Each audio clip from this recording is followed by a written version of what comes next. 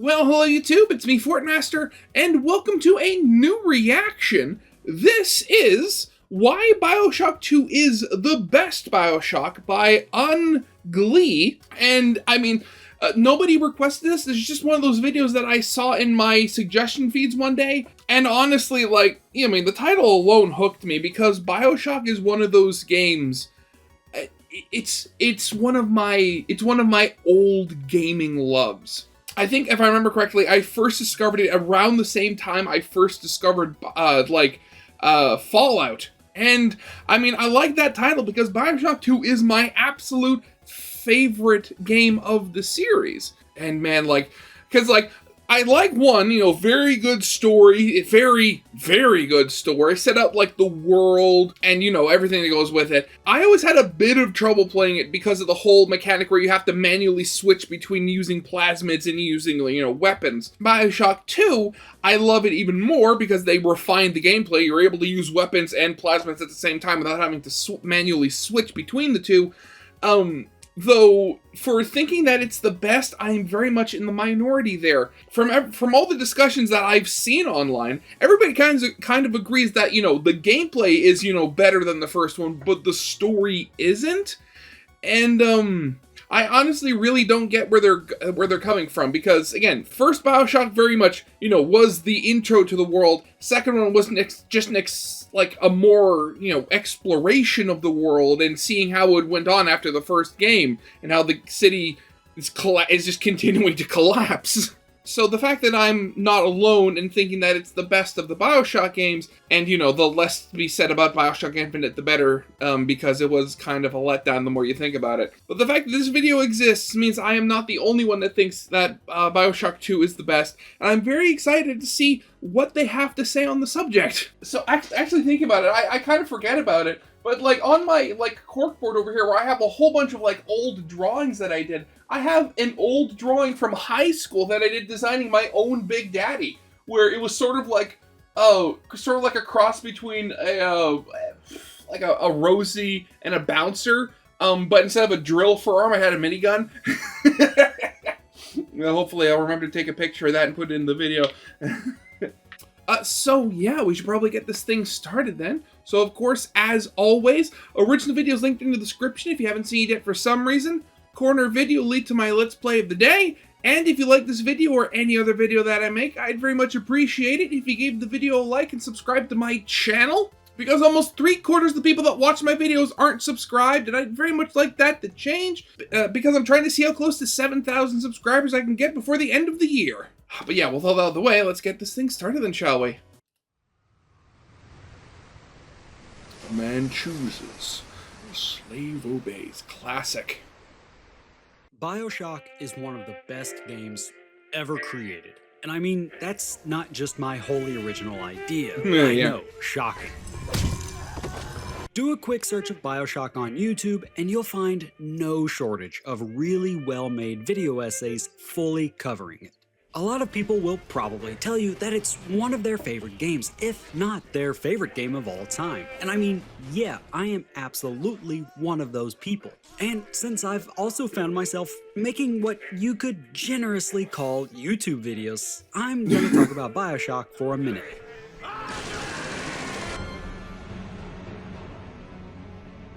Welcome to Rapture.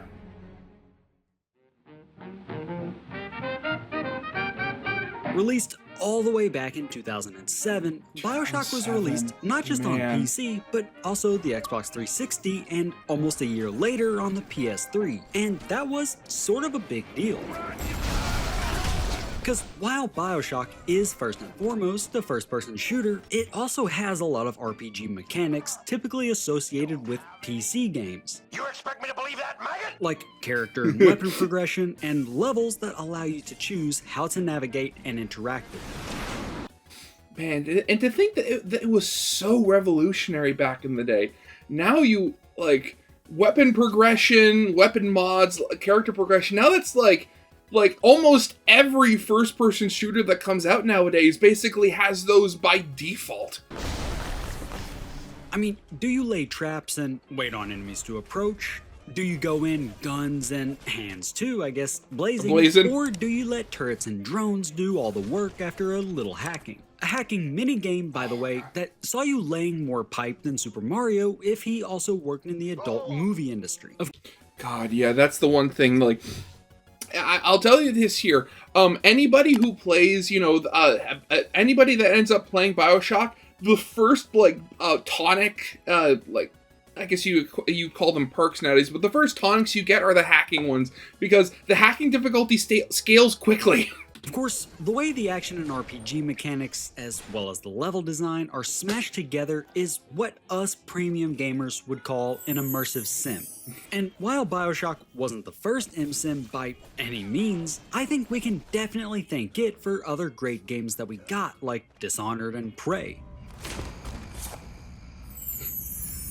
There were also moral choices in Bioshock, and yeah, while super simple, still led to a different outcome depending on what you did with those little sisters. Something that I'm now realizing as I say out loud is probably gonna have law enforcement breathing down my neck. But to have all those mechanics on a console shooter was pretty unique at the time. Fallout 3 wouldn't even come out for another year, and when it did, despite blowing up the scene and being really well received by pretty much everyone, myself included, was still far inferior to Bioshock, at least when it came to actual combat. I mean, don't get me wrong, I love Fallout 3, but that combat has not held up nearly as well as Bioshock has. Honestly, again, like, that's one of those things, like, the wait, was it Oblivion or Morrowind that got the remake this year? I think it was Oblivion. I know the Oblivion got, like, a remake this year where, like, it was like made completely from scratch on, like, a new engine and stuff like that. If any Fallout game deserved that, at least of the modern ones, Fallout 3 definitely deserves a remake of that caliber, just to fix some of the really janky clunkiness that can't be fixed with mods.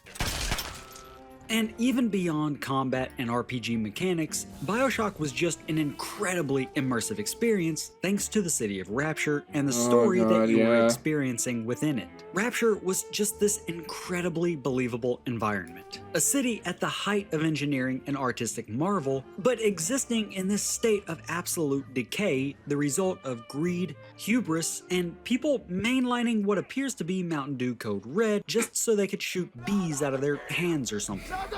Rapture had this Art Deco design that was not only really unique for a game, but worked to further immerse you in that world. Bioshock was also pretty colorful, especially for a console game. And this really stood out in a time when games were often everything green, was brown, or some combination of the two. And as far as the story, God, yeah, that's one of those things. Like, I keep hearing, like, all this year, I've heard, like, maybe 4 or 5 different times that, like, there's, like, whispers that they're working on, like, a new Bioshock game. And, like, I really don't know how that's going to work, because, like, I heard rumors that it was going to take place in the modern day in, like, London, but the city was going to be in lockdown for some reason, and you were going to, like, run into, like, an elderly Eleanor Lamb for something. Yeah, I honestly don't know. I mean, like, I hope we get a new Bioshock game eventually. I'd love to experience a new world and all of that. I just hope that if and or when it is, created, we, get it's done well.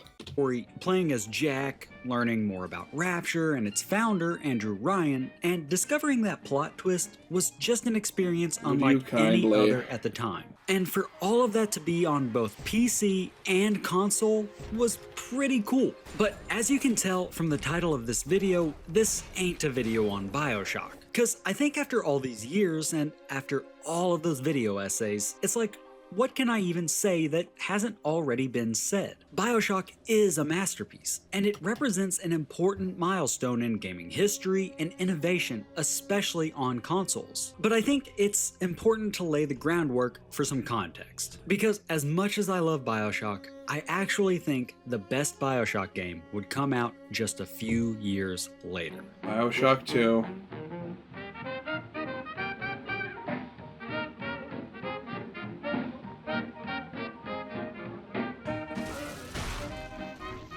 old drill arm. Telling the other girls that I have the best daddy.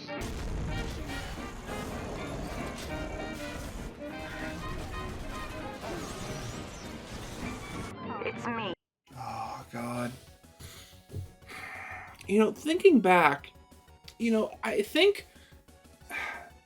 Because, like, I said I discovered, you know, Bioshock, you know, around the same time as Fallout, but I didn't discover either of them, like, immediately. Oh, actually, no, I think I discovered Fallout first, because, like, I remember I got Fallout 3, because it was on sale at Costco, and we were walking through, and I think I had done really well in school, and it was like just before summer vacation, and my mom had allowed me to get it. I remember I discovered Bioshock later, and I discovered it through Bioshock 2 first, because I found like the launch trailer on YouTube, where, you know, it's the cinematic one where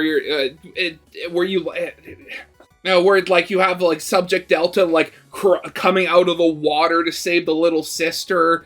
And then killing the splicer from behind. Oh, God, those were good days. I know you're awake in there. Bioshock 2 is my favorite Bioshock, and I actually haven't always felt that way.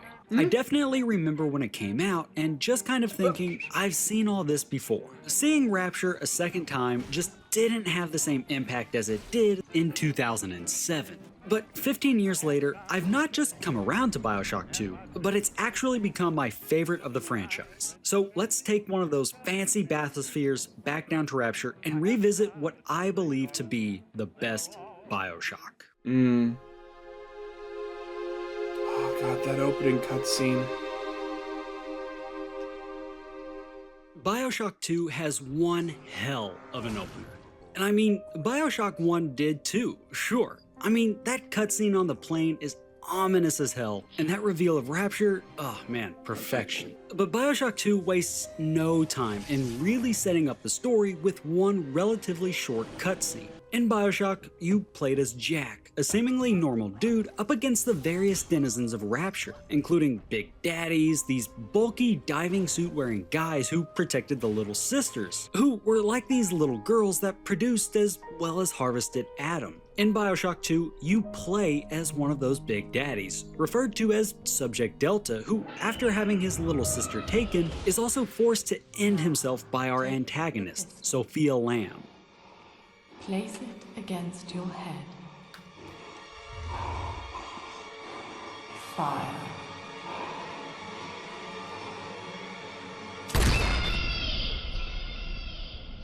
Revived 10 years later and 8 years after the events of the first game, you begin your journey to reunite with your little sister, Eleanor. Typically, these guys might just sort of wander around, making those groaning sounds until they can find a new little sister, but you're no normal Big Daddy. Now, here is what the children tell me. You are a very old Big Daddy, bonded for life to a single little one. Subject Delta is actually one of the older models and is permanently linked to a single little sister, in this case Eleanor Lamb, daughter of antagonist Sophia Lamb. So you've got to be reunited before he ends up, sleeping with the fishes. Yeah.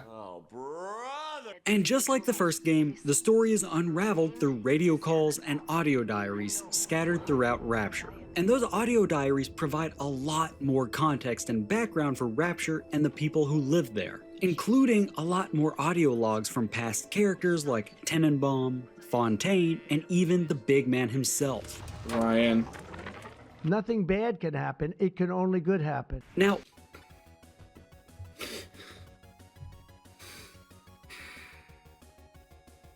God, putting those two on a similar level. Yeah. I mean, I have no love for Andrew Ryan. His philosophy is, highly flawed. But I trust him with so much more than Trump. While characters like Fontaine and Andrew Ryan don't make a return, mostly because Jack was doing that whole golf club execution thing before it was even cool, Tenenbaum does make a return. Bridget Tenenbaum was one of the lead creators of the Little Sisters, and the last time we saw her, she looked like this. You might find answers in Suchong's slept in Mercury Suites. Yeah, alright. So, one of the quirks of Bioshock is that some characters like Tenenbaum, Atlas, or Fontaine, I guess, and Julie Langford is that these characters were just sort of portrayed by cleaned up splicer models. I mean, take a look here at Miss Julie Langford. I'd hardly call her a smoke show. Oh, Yeah. wait, hang on a second. Never mind. Smoke. Oh, fuck. Which, like, at the time, this wasn't really a big deal, and can really just be chalked up to budget and time restrictions. But Plus, I mean, with Tannen, going back and playing Bioshock now, yeah, this kinda sticks out. But Bioshock 2 actually has proper character models for everyone you meet, not just the major characters. You know, like Andrew Ryan or that absolute freak Sander Cohen.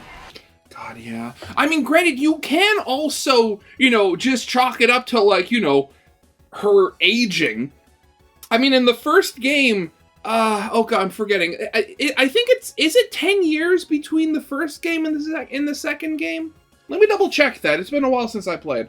Yeah, okay, so 1960 for Bioshock 1. Okay, 1968. It was 8 years. But still, 8 years is a long time. And, people age and change. So, I mean, I can very much imagine that, like, life on the surface, she could have, changed her hairstyle, changed her wardrobe, just, from taking care of the children and, stuff like that. I mean, like, I can very much, her appearance changing is not that unbelievable. Especially since you only see her in shadows in the first one. Whatever you say, dude.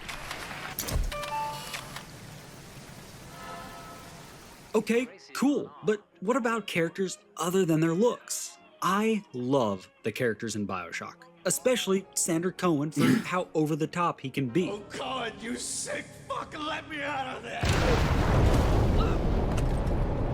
Come down now, little more. But I think Bioshock 2 has memorable characters of its own that, just like the rest of the game, never really get brought up when we talk about the series as a whole. Everyone remembers Sander Cohen and his garbage poetry. I hop, and when I hop, I never get off the ground. It's my curse. And we all remember Elizabeth from Bioshock Infinite for being a genuinely good companion that we never once had to ask to sit in a trash can while we, beat up the local residents. I mean, granted, that was one of the many good things about Bioshock Infinite, where it was basically the entire game is one giant, escort quest, but you don't have to worry about the safety of your escort, like, at all, thankfully. But I think Sophia Lamb, the antagonist of Bioshock 2, is a really freaking good character. Lamb was a psychiatrist brought to Rapture by Ryan, but after clashing over different ideas of what a utopia should exactly be, she was imprisoned, but not before establishing a sort of cult who refer to themselves as the Rapture family. And after the death of Fontaine and Ryan at the hands of Jack, she moved to fill that power vacuum. She restarted the Little Sister program, even going so far as to kidnap girls off the surface and turn some of them into big sisters. And no, that is a little wrong. The big sisters are some of the original little sisters that grew up and got too old to continue being little sisters. With many of the little sisters that you collect and save or otherwise throughout the game being the ones that were from the surface. I will get to them in a bit, because, boy, they are certainly something. Oh god, wall of water. But throughout the entire game, Lamb is spouting her ideals and philosophies at you, a lot like Andrew Ryan did in Bioshock. A time to live and a time to die. But what I think sets her apart is just how manipulative she is. The chain is a symbol for an irrational force guiding us towards ascension. No less mystic than the crucifixes you seize and burn.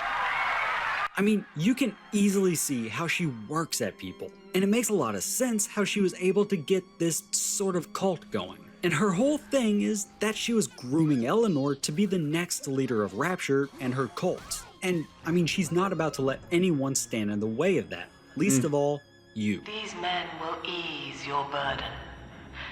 please understand that like all I have done, this is an act of love.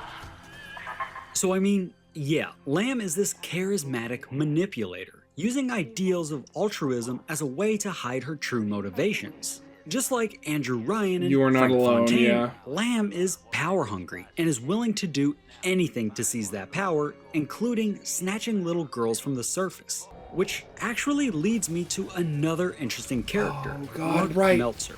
You'll find these audio I forgot about him, right. He was turned into a big daddy and you would kill him. Oh, God. recordings of Mark throughout Rapture. Mark came to Rapture after his daughter was abducted, and you actually learn a lot more about Rapture through his eyes.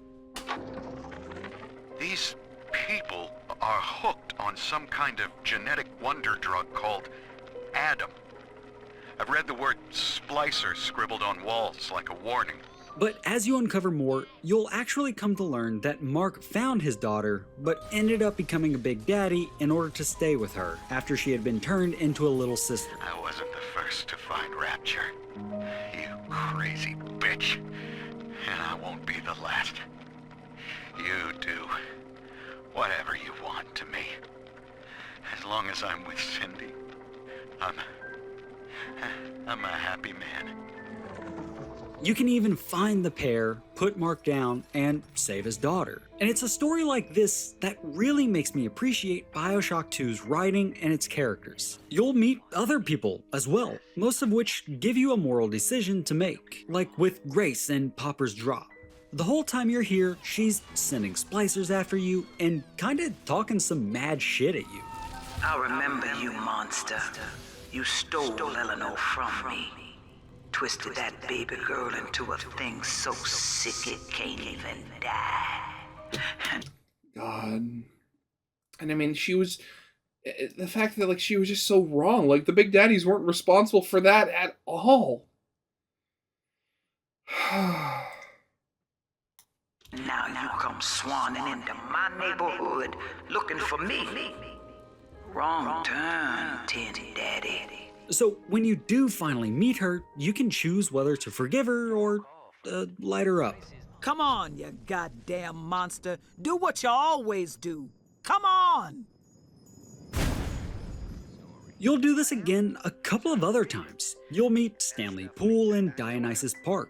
This guy sold Eleanor off to become a little sister, sold you out to Ryan, leading to your current state as a big daddy, and flooded Dionysus Park, killing a whole bunch of people. When word came that she was returning, he knew they would blame him. So he found a way to silence them all.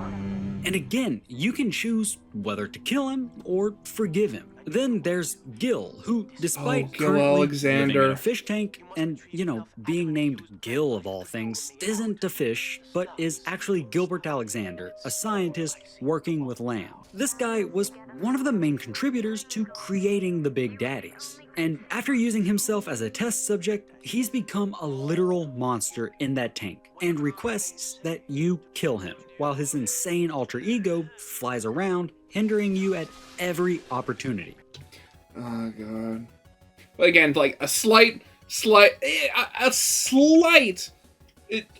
correction in the lore here. It's not an alter ego that is asking you to kill him. It's his past recordings. You learn throughout his various logs and stuff like that he can feel himself losing his sanity as he's undergoing the experiments and stuff like that.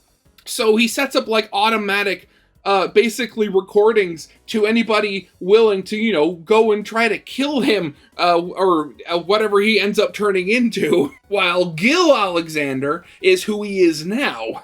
In the end, you can choose to grant him the mercy of death or leave him there to suffer. And all of these have an effect on the ending. If you save all the little sisters and show mercy to all of the NPCs, you'll get the good ending in which Eleanor saves Lamb from drowning and escapes with your consciousness and all of the little sisters. And I absolutely love this ending.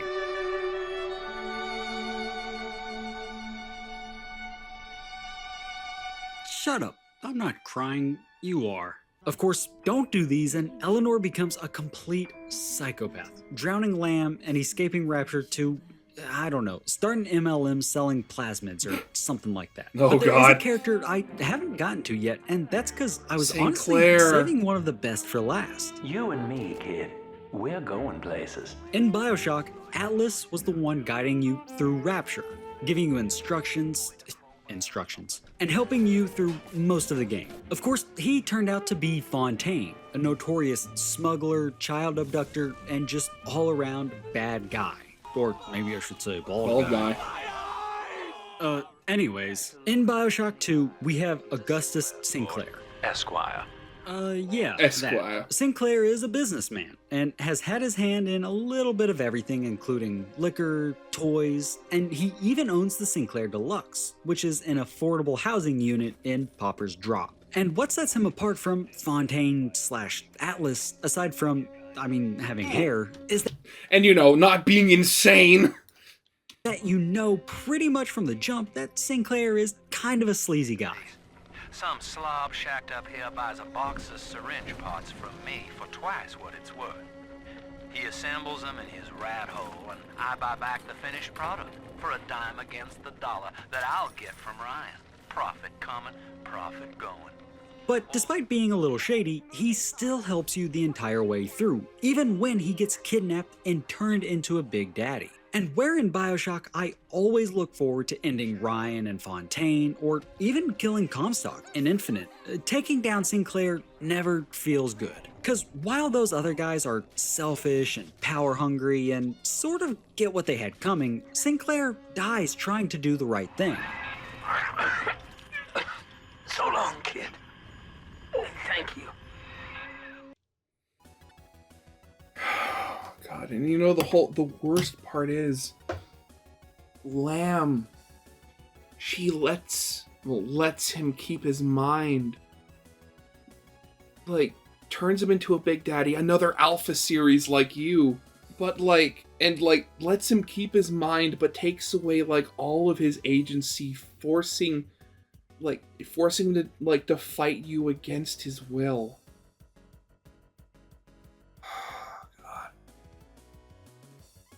I always hated that. I always hated that part. Because, that's the thing. Granted, I really have to wonder. St. Clair is one of those characters. Again, Ungly here is right. He is a sleazy. He's very much a capitalist. But he was always very honest with what he was doing, and I have to wonder if you had met him in the first game, the way he was that just because, Rapture was falling apart and, he wanted to, get out and help you get out and, at least help some people after all the damage had been done? Or was he always that little diamond in the rough that had, some goodness in him that was kind of buried under all the sleaze? And if that's the case, what would he have been if you met him in the first game? Would he have been, an antagonist you had to fight against, or somebody you worked with? I'm honestly really curious. So, all in all, I love the actual story of Bioshock 2. Learning about the continued decay of Rapture, Sophia Lamb and her cult, and Eleanor Lamb. Then the smaller stories, with Mark Meltzer, Grace Holloway, Stanley Poole, Gil Alexander, and especially Sinclair. And this still has my favorite ending out of the entire series, with Eleanor escaping Rapture with the rest of the little sisters, somewhat closing the book on Rapture's story. Of course, we would go back to Rapture in Bioshock Infinite, but you get my point. And Rapture really is a place that I'm always more than happy to go back to. The city itself is a huge reason why I replay these games so often. Bioshock's Rapture is one of those environments in gaming where your imaginations can really start to take off when you get a look at the city through one of those windows. A window which is probably leaking, by the way, which that can't be good, right? No, definitely not. But every time I would look out of those leaky ass windows, I imagined what could be in those buildings, and I desperately wanted to go there. And Bioshock 2 really doesn't disappoint in that aspect. You get a whole bunch of new environments to explore, all of which continue to really flesh out Rapture. You've got Ryan Amusements, which is like this amusement park dedicated to Andrew Ryan and is used to like indoctrinate kids into thinking living in an underwater city isn't somehow one of the worst ideas ever. Yeah, it was, and if I remember correctly, yeah, it was turned from an actual theme park into, you know, this propaganda Disney World, it's a small world ride. Say no. What was yours is ours. We are a state. We are gone. We demand our share. Then there's Pauper's Drop, which is kind of like the slums area of Rapture. And this is something that makes so much sense, and I'm kind of a bit surprised wasn't in the first game. Because Rapture is essentially a city built around the idea of capitalism with absolutely no guardrails in place. And here, we get to see the result of that, which is yeah, again, that was one of those things. I forget whether I forget whether it was in the first game or the second game, but it was one of those. It was only those audio logs that, you know, it, like, Rapture was founded on, you know, libertarianism and all that sort of, you know, that junk. And like everybody that went to Rapture went with the idea that, oh, they were going to make it big and they were going to be a success because, oh, they would have ultimate freedoms and then no rule of law to hamper, you know, the commerce and stuff like that. Yeah, at the same time, nobody realized that, you know, there's going to be, you know, they're going to need people who, you know, like, mop the floors, like unclog toilets, you know, all the menial jobs. There are people that aren't going to make it. And, you know, in a world, like a civilization like Rapture, where you have no forms of safety nets, like, at all, yeah, somebody's going to be left holding the bill, and it's most likely, you know, going to be you. Just people living in total poverty and even being exploited by someone like Sophia Lamb, who indoctrinates vulnerable people like Grace Holloway, the main antagonist of this particular area. I know that Dr. Lamb is no liar, but she's got to be wrong about you.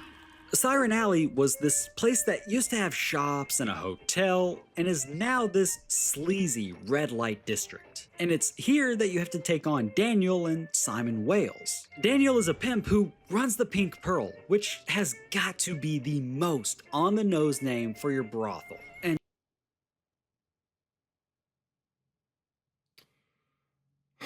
oh my god, I just got it. I just got what it meant. Oh my god! And Simon is a sort of priest who really just acts as a figurehead for Lamb's cult. Siren Alley is probably my favorite area in the entire game. And while it isn't quite as interesting to explore as a place like Fort Frolic from Bioshock 1, it still has a lot for you to see and continues to build upon Rapture's believability as a real place. Dionysus Park is like this history and art gallery, and it actually parallels Arcadia from the first game in that it reflects some of the differential ideals from Lamb and Ryan. Cause where Ryan believed the park should be paid for, you know, to keep out the parasites, Lamb believed it should be open to whoever and should bring about unification. Oh, and they're both absolutely filled with crazy cultists. Then there's Fontaine Futuristics, which is where plasmids were developed and prototyped, including a teleportation plasmid. Which, I mean, that's not so much a teleportation plasmid as it is a teleporting plasmid. There, you know, there's a slight change there. There's a slight difference there. If you didn't know, there actually was a plasmid planned for the final release of Bioshock that would let the player teleport, kind of like the Houdini splicers, but apparently it absolutely broke the game. So here you can find a sort of Easter egg for that, known here as the unstable plasmid, which when interacted with, teleports all around the level, leading you on a little scavenger hunt. Finally, there's... I forgot about that little scene where he's being chased by the bottle. Persephone, which is Rapture's prison. And it's here that you reach the conclusion of your journey, learning more about Subject Delta's origin, as well as putting down Sinclair, dealing with Sophia Lamb, and helping Eleanor escape. And just like in the first game, these environments are absolutely stuffed with environmental stories, giving peeks into the lives as well as the deaths of Rapture's denizens. I also want to say that Bioshock 2 is still a really gorgeous game, even to this day. The only real issue really comes up with... Oh, come on. Okay, yeah, so Bioshock 2 ain't exactly stable. I played the 2016 remastered version of Bioshock 2 on PC, as well as the 2010 original, and I do prefer the remaster for the simple fact that I could not get the original version to work properly. God, I know. That's one of those things. I remember because, like, I don't think the 2016 version has the multiplayer in it. But so I remember there was a time where I tried playing the multiplayer with some of my friends, and like we got a successful game like once, and that was it. After that, like we tried maybe 3 or 4 other times, and every time like myself or somebody else just kept repeatedly crashing. It was horrible.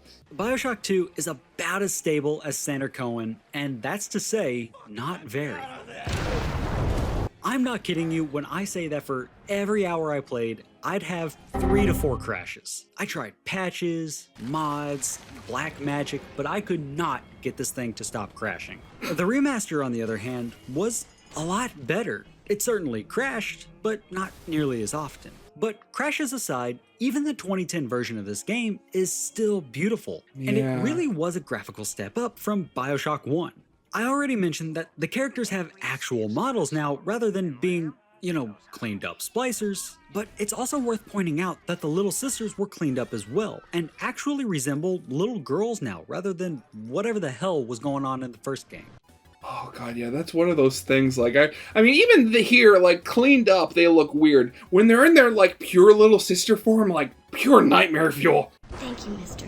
2010 gave us a ton of great looking games. And that year alone, we had Mass Effect 2, Super Mario Galaxy 2, Halo Reach, and Red Dead Redemption, all of which hold up thanks to some pretty great art direction, and Bioshock 2 is no exception. I previously said that seeing the City of Rapture through its leaky ass windows made me want to explore and see more of what Rapture had to offer. And that's still the case, but now looking through these windows reveals a Rapture with buildings literally collapsing with exposed beams and collapsed towers. A city under the sea holding on to its last breath before drowning.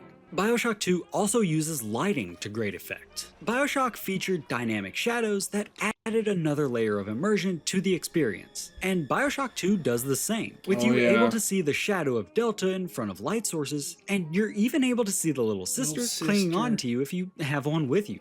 God, I had completely forgotten about that. Like, I remember being so terrified of the darker areas in these games when I was younger. Man, now I'm thinking about it, I have not played Bioshock 2 in so long. Adorable. But alright, that's enough about Rapture. Let's get into the what the hell is that sound? Stronger than your daddy.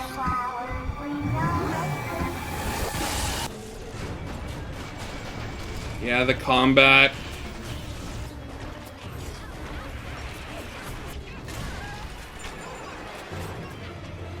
Combat in Bioshock has always ruled. It combined traditional firearms with plasmids to create a really fun and engaging combat sandbox. You can zap splicers with Electrobolt, then whack them with a wrench. You know, the 1-2 punch. Yeah. Classic. Light splicers on fire, then light them up with a machine gun, distract them with bees, then blast them with a grenade launcher. Or just hack into drones and turrets and let them do all the hard work for you. Combat was fun, not only because of the options available to you, but because of the feedback that you got. When you zapped enemies, you got a bright blue light show to go along with it. Lighting enemies on fire would send them screaming and even trying to put themselves out. Guns were distinct from one another with great sound design and, again, really satisfying feedback that let you know you were really putting the hurt on splicers. No hit markers required. Then there are the gene tonics that enhanced your abilities, really letting you get a character build going. You could spec into just melee, making your wrench swing faster, or make it to where hacking is way easier and even heals you. You could... God, again, like that was one of those things, like hacking, the hacking tonics are basically mandatory, because later on you get some of those some of those like hacking mini games where it's like you start out and then you just find out you're surrounded by the alarm ones or stuff like that. It was just horrible. Enhance shock attacks and fire attacks, as well as make those attacks cost less Eve, allowing you to use them more frequently. And even after all of that, you still had the Gatherer's Garden, where you could continue to spend Atom to buy new plasmids, upgrade current ones, and buy new gene tonics in order to further strengthen your build. Hell, you could even upgrade all of your guns in a variety of ways, like increasing ammo capacity and the damage that you dealt. There were just so many options available, all of them having a significant impact on how you interacted with Rapture and the enemies you encountered within its many dilapidated structures. Now, that is a lot of praise for a game that isn't even the main subject of this particular video. But that was just to lay the groundwork for what Bioshock 2 does with those combat and progression systems. Yeah. Because Bioshock 2 takes every last system that Bioshock had and refines them. Now, as much as the combat in Bioshock 1 did kick ass, it did have some quirks. For starters, in Bioshock 1, you had to swap between plasmids and guns. And while swapping felt relatively quick, it still feels a bit clunky and cumbersome to constantly swap between the two. Yeah, again, that was definitely, again, as I said, like, Bioshock 1 it was good, but Bioshock 2 refined it. Bioshock 2 allows you to have both. In your right hand is whatever firearm you have equipped, and in the left, you've got your plasmid. Not only does this alleviate that clunky feeling of constantly swapping, but it also makes you really feel like you're playing as a much larger and more powerful character, which, I mean, you are. I mean, if you played Bioshock, you definitely remember that the Big Daddies are an absolute force to be reckoned with. In Bioshock 2, you are that force to be reckoned with, especially with that drill arm, which I'll get to that, because that drill arm, oh man. Beautiful. Another quality of life feature is how ammo type swapping works. In Bioshock 1, whenever you swapped ammo types, like going from regular buckshot in the shotgun to exploding shells, or from anti-personnel rounds in the machine gun to armor-piercing ones, you had to fully reload that weapon. Bioshock 2 thankfully does away with that by just having a quick swap animation for that weapon, really making for far smoother and faster combat. Yeah. I mean, granted, like, that is definitely one of those things, but, like, I mean, my own personal flaw, I was always one of those people that I'd always forget to swap ammo types, so I'd run out of one, and then I'd just swap to another. But at the same time, I can definitely see the full reload being like something that actually like works in gameplay, because it adds that little bit of strategy where like, oh, I think I'll need this. Oh, there's like the group of splicers coming for me, and like, oh, the main ammo type, the normal one, will work for most of them, but there's this one big one that like I'll have to use a different ammo type for, and while that other ammo type might work on all of them just equally well, or even better than a normal ammo type, it's the whole thing was like, oh, it's a lot rarer, so I don't have as much, so do I want to waste it using it on all the splicers, or just, like, focus on the easy ones first, then use the time to, like, reload and switch to the other ammo type, so it's all part of the strategy. Where you're not reloading your weapon constantly. Finally, in Bioshock 1, the gene tonics were all split up, depending on whatever type they were.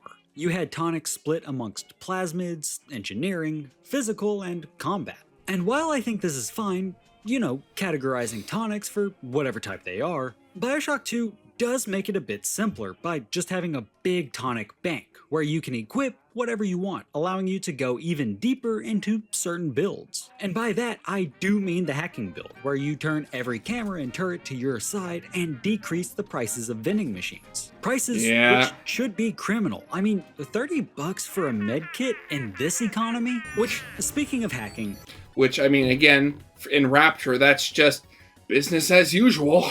They have significantly changed how that works. Oh, Hacking God, in Bioshock consists of you replacing circuit tubes in order to allow this sort of flow to be completed. And like, this minigame ain't bad the first few times you do it. But then you move those pipes again, and again. And it just gets tedious as the game goes on. Bioshock 2 has a new minigame where you have to press a key with this arrow in this blue or green area in order to complete the hack. Hit the white area and receive a shock. Hit the red and security bots show up. God, yeah, that was the number of times where it's like, oh, I got it. No, I didn't. Ah, no, the security is on me. Oh, God, horrible. Shall be reborn.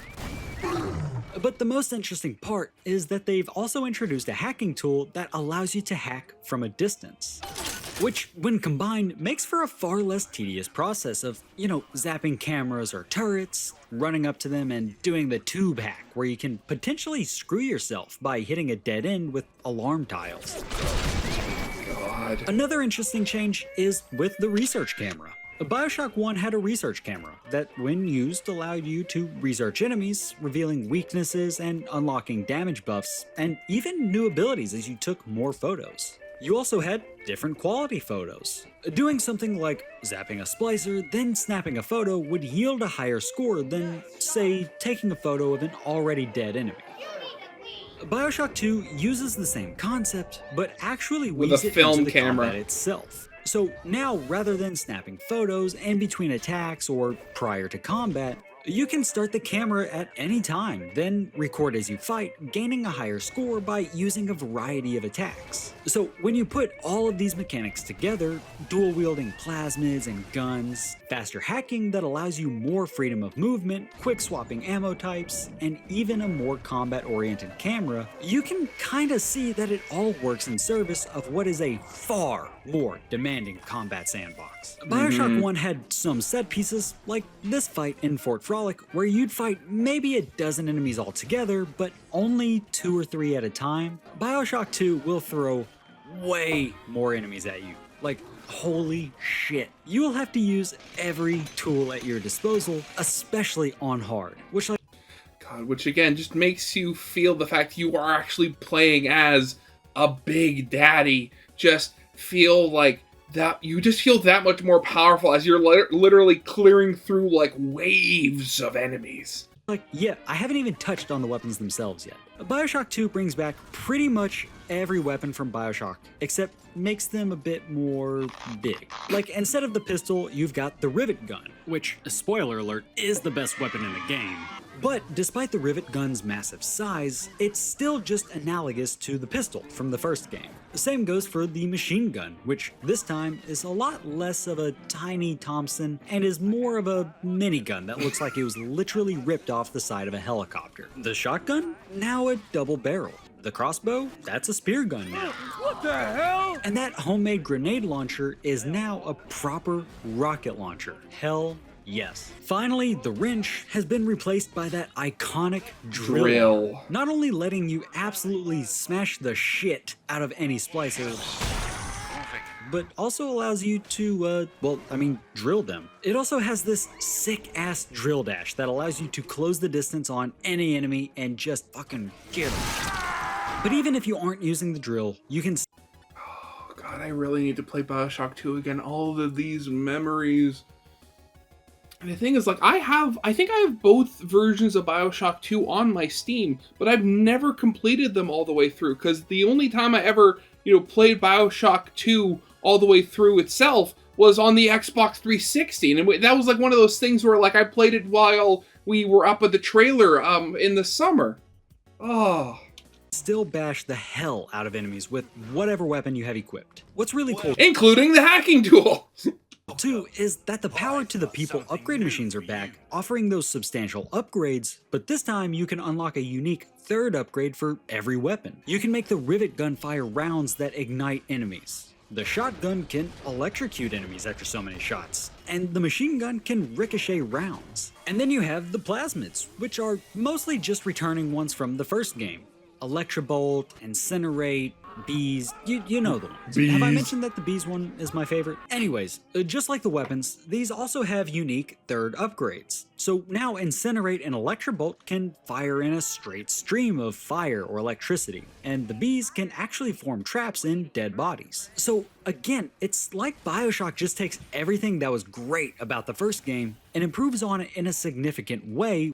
God, I just think of like thinking back to when I played, the one thing I always made sure to do was always hack the health stations, because if you didn't know, the health stations can be used by enemies, and if you hack them, if an enemy uses them, it'll like kill them.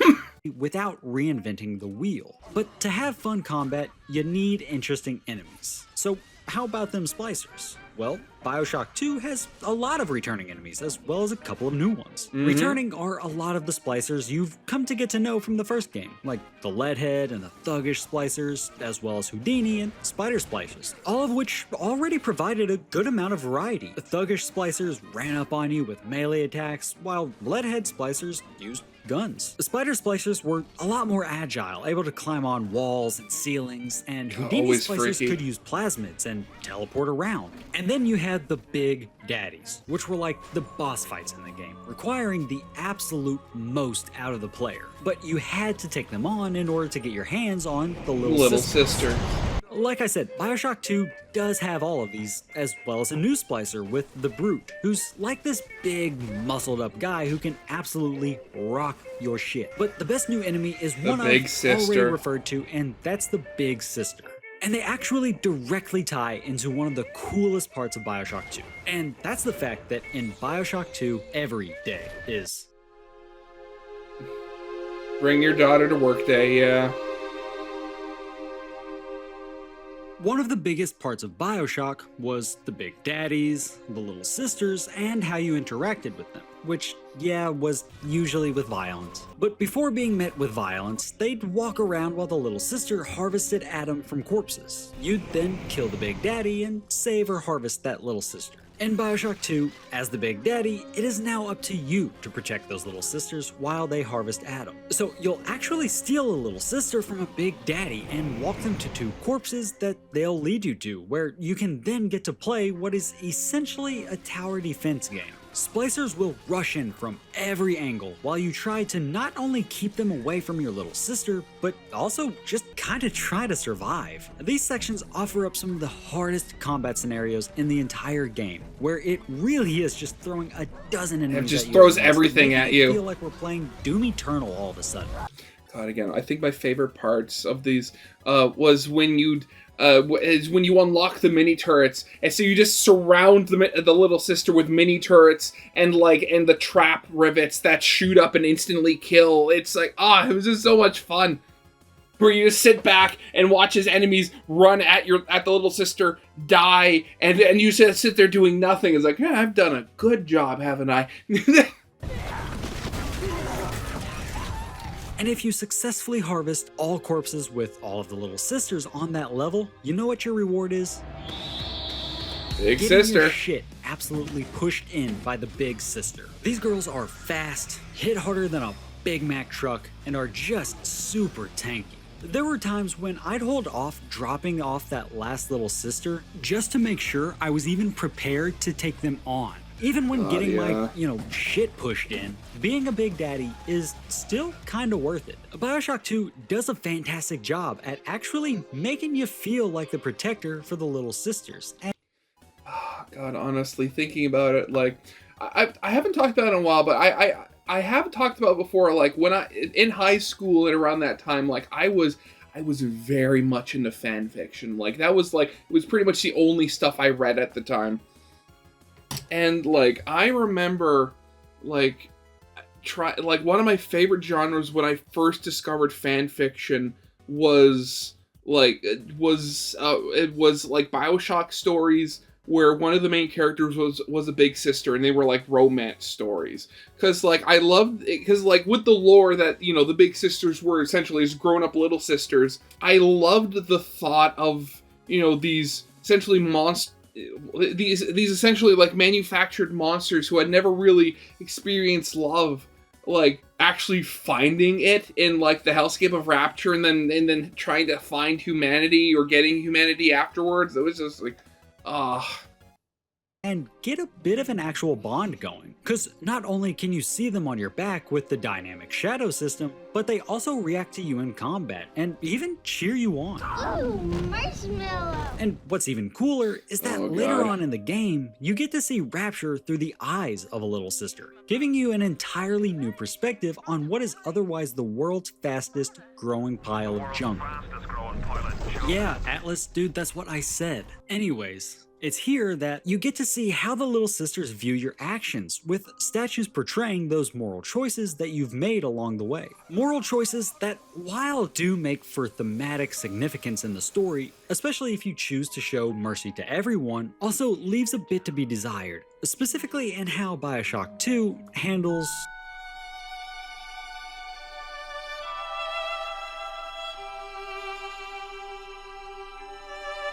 I stated earlier that Bioshock 2 has my favorite ending of the series. And I mean, that's still true, but that's not to say that it's perfect. Because as much as I do enjoy the narrative and how it leaves Rapture, I think the actual confrontation could have been handled a bit better. At the end, you'll have to hold off a bunch of splicers while Eleanor and the little sisters work to secure an exit with a bathysphere. And this set piece is a lot of fun, especially because you can throw this plasmid like a Pokeball and have Eleanor appear and just tear ass through the splicers. But I think back to when I spared Grace in Popper's drop, and how she sent drones to help me fight off some splicers.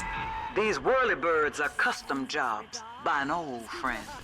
I'm afraid this is all I can do. And I wish that was incorporated into the ending. Like, imagine if Stanley sent supplies your way if you spared him earlier on, or if Grace sent more drones, making that final fight a lot easier. Or you can imagine the exact opposite. Since you killed Grace, maybe more splicers show up. And the same for Stanley, maybe your supplies are a lot more limited. I just think it would have been cool to see your moral choices have an even greater effect on how things play out. But even with that super minor nitpick, this final fight is still a lot of fun, and the ending is extremely satisfying. And I really think that if this was the last we'd ever see of Rapture, it would be a great place to leave off. Of course, this wasn't the last of Rapture that we'd see. Yeah, sure, we saw it in Burial at Sea, but that's not what I meant. Yeah, well, I mean, in Burial at Sea, you see Rapture again, but it's Rapture before 1 and 2. It's like Rapture in its prime still. It's like, I think, if I remember correctly, you see it before the Civil War has even happened yet. What I meant was...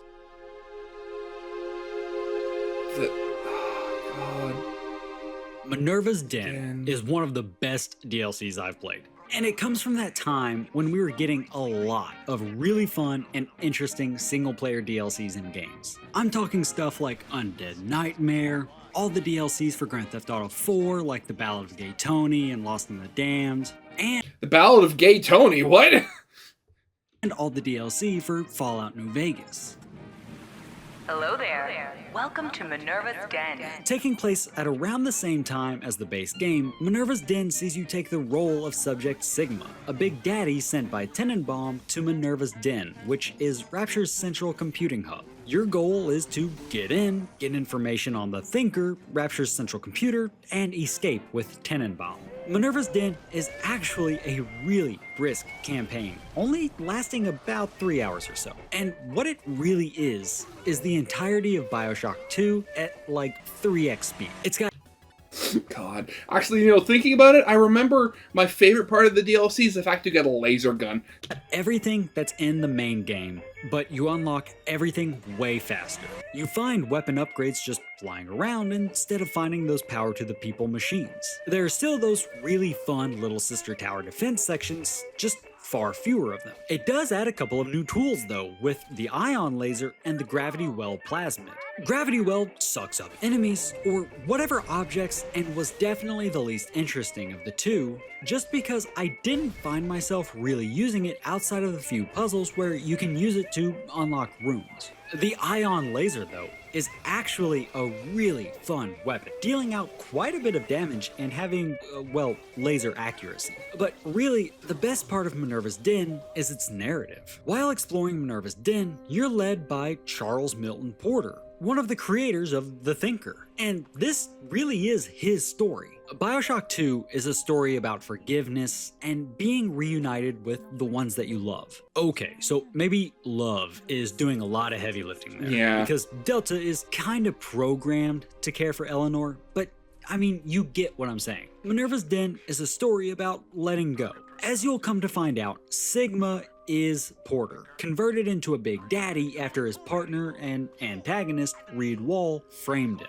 And the Porter that's been talking to you is actually the Thinker itself. You'll also find out that Porter was trying to give the Thinker the personality of his late wife in an effort to keep her alive somehow. In the end, Porter escapes and is actually helped by Tenenbaum to become human again and learns to finally let go.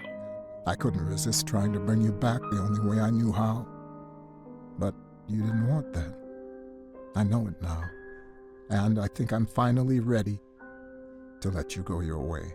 And this is just an excellent story through and through. And like I said earlier, it's not even one that you have to play for a full 10 to 12 hours to get the full experience. I could honestly see people booting up Bioshock 2 and playing only the DLC, just because it gives you the full Bioshock 2 experience and a really so tight much and quicker, curated yeah. package. It has interesting levels to explore, fun combat, and an impactful story. From the beginning, that's what Bioshock has always been. That's what Bioshock 2 is. And that's what Minerva's Den is. Just, you know, at 3x speed. That's also what Bioshock Infinite was, to an extent. But that's a whole other video. And spoiler alert for that eventual video, I probably liked Infinite more than a lot of other Bioshock fans did. At the beginning of this video, I stated that Bioshock 2 is the best Bioshock. I do think it's the best Bioshock. I think it has the most fun combat and the most interesting weapons. The Rivet gun is honestly one of my favorite FPS guns of all time. And I mean, a 6-shot revolver Tesla shotgun, come on dude, like that's pretty sick. Revolver, a double-barreled revolver Tesla shotgun, thank you very much.